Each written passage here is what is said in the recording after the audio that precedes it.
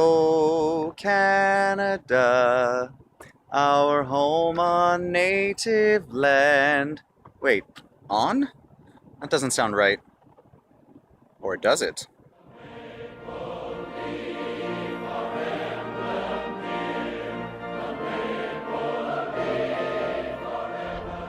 Contrary to what the song The Maple Leaf Forever tells us, General Wolfe planting Britannia's flag on Canada's fair domain, Canada being an Iroquoian word for the village, remember those heritage minutes, did not indeed found civilization in this country.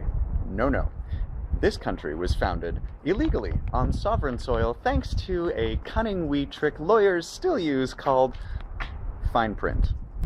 By initialing this document, the signatory, blah blah blah, gives the crown the right to pilfer, plunder, and exploit the lands which aren't being used anyway.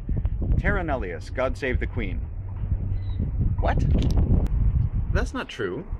The lands were being used by many various people for many various reasons. I mean, some were sedentary and some were nomadic, but everybody hunted and fished and gathered on what is now Canada. I mean, for goodness sake, the European explorers even used native names for a lot of the places in this country.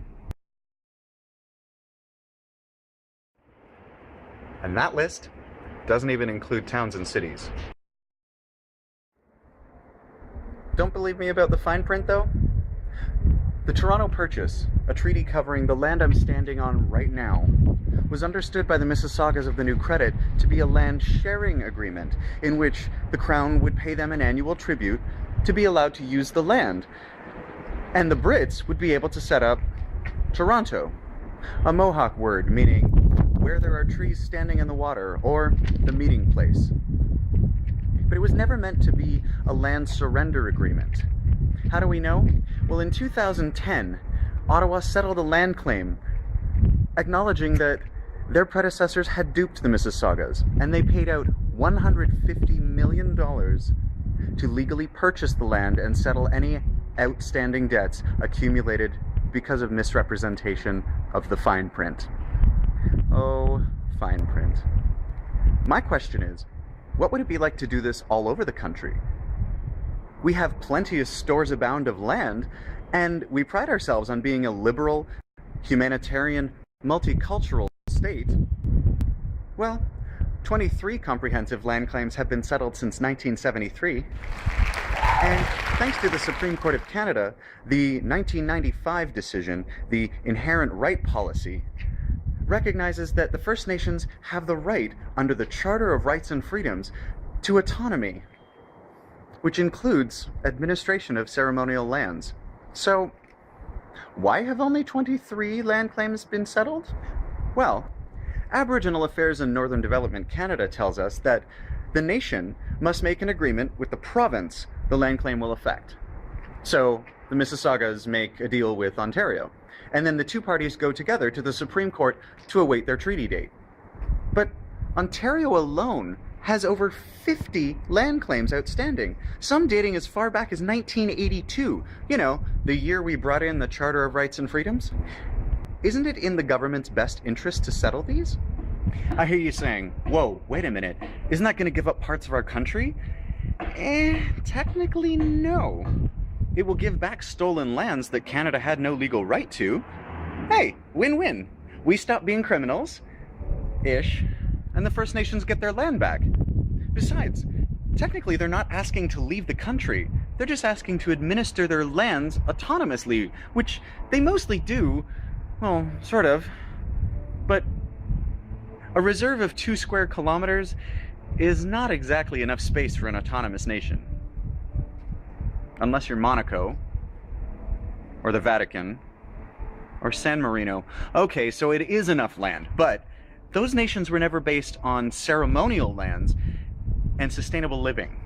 The nations aren't asking Toronto or Calgary or Montreal to pack up and move. I mean, most land claims won't even affect settlements, and those that will are usually likely to make a deal, unless they feel they've been ignored. The Mohawk of Quinte Bay Nation, just outside of Belleville, Ontario, are making a land claim that would slice the town of Deseronto in two. but they recognize that there are people living there and have said that the land can be transferred back over the course of generations if need be.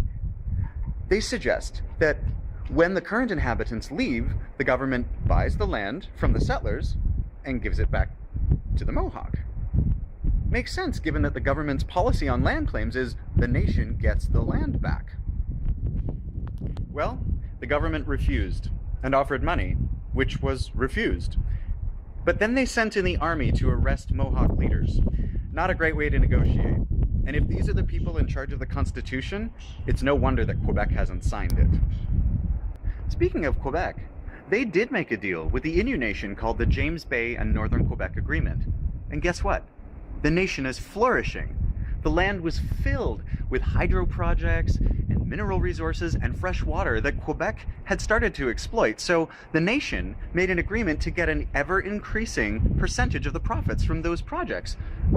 They now make $10 million a year, which they've turned into education and infrastructure and trust investments for future generations, though they are forced to deal with the Western capitalist system, which goes against many Innu cultural values. They say they choose this rather than being ignored and barred from ancestral lands, feeling like they had no control. So, if nations get their lands back, some may do well, and some may not. It's kind of like settlers. But perhaps we should be measuring them not by a capitalist framework, but by considering the deeper cultural value of being reconnected to your ancestral lands. Some value is not monetary. Consider it this way. What if someone came into your family home and offered you a contract in a language you couldn't understand, but assured you that it was a fair deal? Would you sign? What if you did, and it meant losing your home? But you were patient enough to wait for years upon years upon years, only to be dragged through bureaucracy.